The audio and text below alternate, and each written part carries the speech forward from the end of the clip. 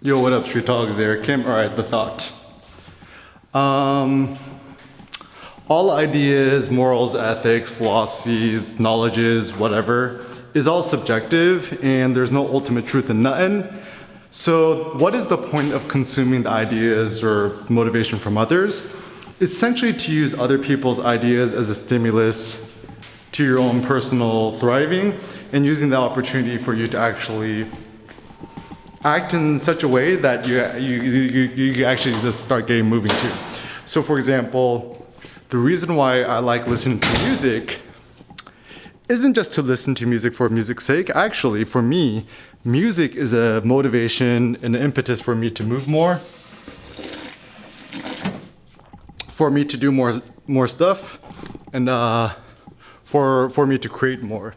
So like I'm like a living testimony by Jay Electronica featuring Jay-Z. Holy moly, this is like, yo, this is the one. I'm like super loving the vibes. I mean, it took him 10 years to make it. And listening to that musical album, it makes me want to make more of my own music. It makes me want to do poetry. It makes me want to share more of my ideas and thoughts. And I think maybe that's the point of consuming other people's art and music and stuff like that. It's not like to revere or put somebody on a pedestal for the sake of it. No, the point is for us to use that as a stimulus for action. So even like Kanye said, it's like, yo, if you're a fan of Kanye West, you're a fan of yourself. And the basic point is,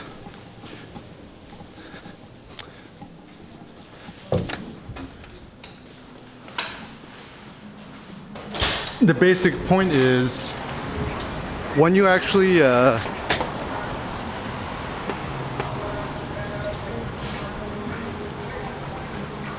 sorry, I forgot my train of thought. All right, so essentially the gist is you want to keep creating more and you want to keep yourself motivated to keep moving. And I don't know, like I think what is the secret of motivation? The secret of motivation is to keep moving, to keep exploring, to keep wondering, and knowing that there's no ultimate knowledge out there. And as long as you keep moving and creating, then use good. So there's a saying like treat your first like it was your last. And Kanye West. So he's like, yo, listening to a Kanye West song or album is like having a shot of espresso to kind of get you going. And so even when I used to do a lot of powerlifting, I listened to Kanye's Black Skinhead song on his Yeezus album. I think I've done like at least 50 PRs when I was doing that with my deadlift. So certainly,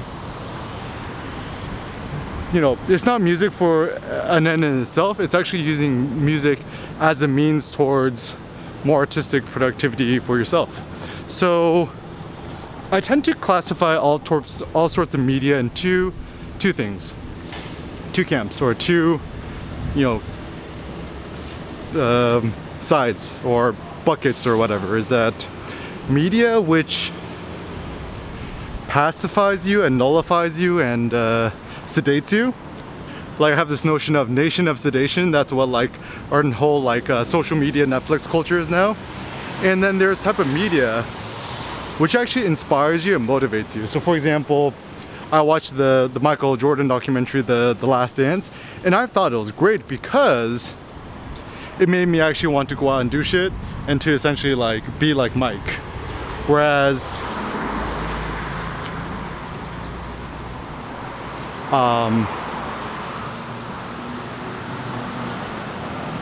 if I'm just like watching some sort of stupid, pointless movie, then that's bad type of movie because you're only watching that kind of music as watching that kind of movie as a form to just like dull your senses.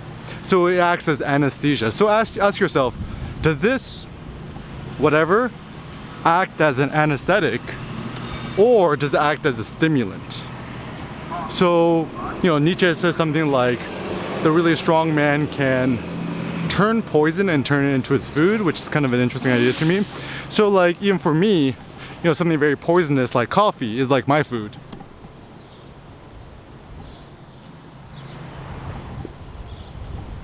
And the goal is to become stronger. So the question is, can you utilize all the difficulties, hardships, stresses, pains, poisons in your life, all the bitterness, and actually turn something sweet out of it to leverage it to your advantage. I have a saying, bitter is better, which typically means when it comes to our health, it seems that bitter foods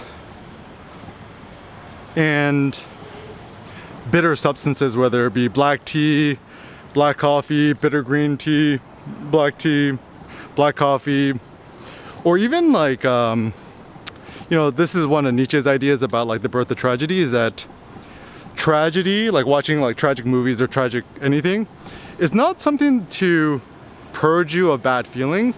It's actually to inspire and motivate you that in spite of all the cruelty in life, it is actually still beautiful, worth living, and meaningful, and that the, you know, pain and whatever doesn't actually outweigh the good. So tragedy could be kind of interesting because I know for myself, I've experienced a lot of personal tragedy in my life. It was actually a motivating force for me because I realized I had nothing to really be scared of. And so like, if you let the worst case scenario happen to you, like, you know, my mom went through bankruptcy twice and stuff like that, then it actually emboldens you. And you know, even something that happened to me about like 6 months, a year ago, I got held up at gunpoint. And ironically enough, after getting held up by gunpoint, I actually became more courageous and less fearful because it happened to me, and I'm like, yo, I'm still here, I still survived. And so as a consequence, you know, sometimes the scary and the bad and the tragic things that happen in our lives actually make us stronger, more courageous, more brave, and so forth. So when you're just thinking about your life, be very selective about the stimulants or the stimuli you put inside your body. So for example, you know, I think we tend to be very, very sensitive and very, very influenced deeply by whatever we consume, whoever we talk to and experience. So only let yourself consume the best and motivate you towards more action.